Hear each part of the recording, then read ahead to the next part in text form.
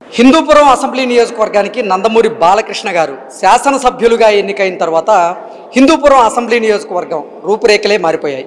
2014 నుంచి ఇప్పటి వరకు హిందూపురం అసెంబ్లీ నియోజకవర్గంలో ఎన్నో అభివృద్ధి కార్యక్రమాలకి నందమూరి బాలకృష్ణ గారు శ్రీకారం చుట్టారు. అందులో భాగంగానే ప్రస్తుతం మనం పశు వైద్యశాలలో ఉన్నాం.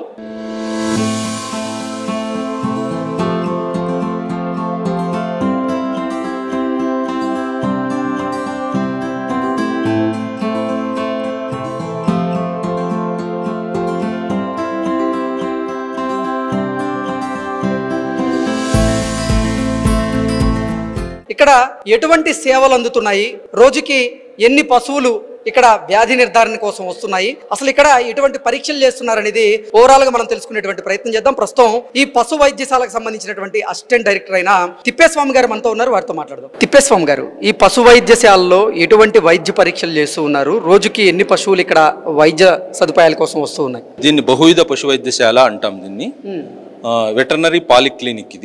ఇది జిల్లాకు ఒకటి ఉంటుంది. ప్రతి జిల్లాలో జిల్లా హెడ్ క్వార్టర్లో ఉంటుంది. కానీ ఇక్కడ హిందూపూర్లో జిల్లా హెడ్ క్వార్టర్ కాకపోయినా అప్పుడు నందమూరి తారక రామారావు ఎన్టీఆర్ గారు ఇప్పుడు ఇక్కడ ఎమ్మెల్యేగా ఉన్నప్పుడు దీన్ని ఇక్కడ స్థాపించడం అనేటువంటిది జరిగింది. ఓకే, అంటే ఈ హాస్పిటల్ ఏర్పడడానికి కారణం నందమూరి తారక రామారావు గారు, ఆయన చొరవతోనే ఇక్కడ హాస్పిటల్ అయితే నిర్మాణం జరిగింది.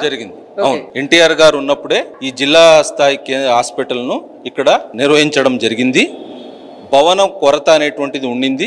ఆ భవన కొరత అనేటువంటిది 2015లో దీన్ని మన ఎమ్మెల్యే అయినటువంటి గౌరవనీయులైనటువంటి బాలకృష్ణ గారు దీన్ని 2015లో ప్రారంభోత్సవం చేసి 2017కు 5 కోట్ల రమారం 5 కోట్ల వ్యయంతో మనకు ఈ పశు వైద్యశాల బిల్డింగ్ అనేటువంటిది పూర్తి స్థాయిలో ఇది నిర్వహణకు మనకు అంకితం చేశారు. ఏంటి ఎటువంటి పశువులకి ఇక్కడ ట్రీట్మెంట్ జరుగుతూ ఉంది, అసలు మొత్తంగా రోజుకి ఎన్ని పశువులు ఇక్కడ వైద్య సదుపాయాల కోసం వస్తూ ఉన్నాయి?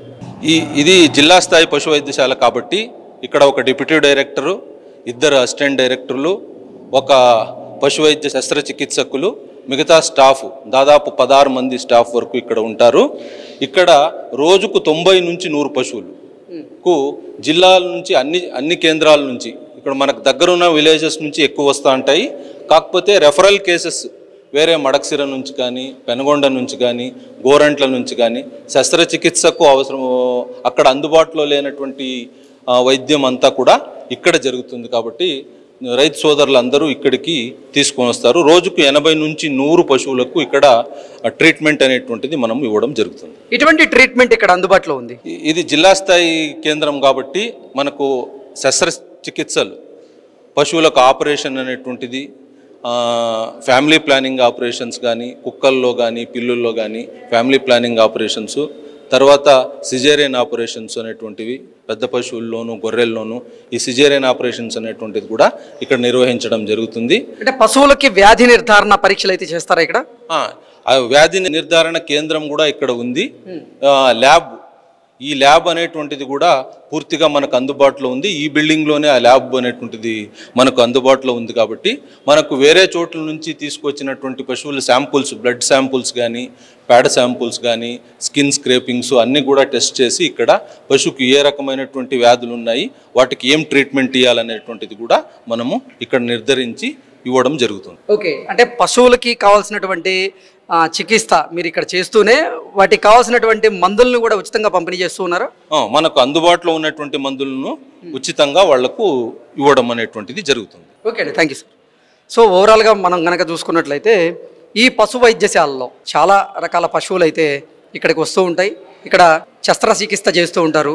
అలాగే ఈ పశువులకి వ్యాధి నిర్ధారణ చేసేందుకు ఒక ప్రయోగశాలను కూడా ఈ పశు వైద్యశాలలో ఏర్పాటు చేయడం జరిగింది. మొత్తంగా చూసుకున్నట్లయితే 5 కోట్ల రూపాయల వ్యయంతో ఈ హాస్పిటల్ నిర్మాణం అయితే జరిగింది. ఈ హాస్పిటల్లో అధునాతన పరిజ్ఞానంతో కూడినటువంటి కొన్ని ఎక్విప్మెంట్ కూడా ఉన్నాయి. అలాగే ఇందాక మనం చూసుకున్నట్లయితే పిల్లులు కానివ్వండి, కుక్కలకు సంబంధించి కానివ్వండి, అలాగే పశువులకు సంబంధించి అంటే బర్రెలు కానీ ఇతరత్ర పెద్ద పెద్ద పశువులు ఏవైతే ఉన్నాయో వాటికి సంబంధించినటువంటి అన్ని రకాల వైద్య సేవలు అయితే ఈ పశు వైద్యశాల నుంచి అయితే అందిస్తూ ఉన్నారు. Please subscribe to Leo news for more videos.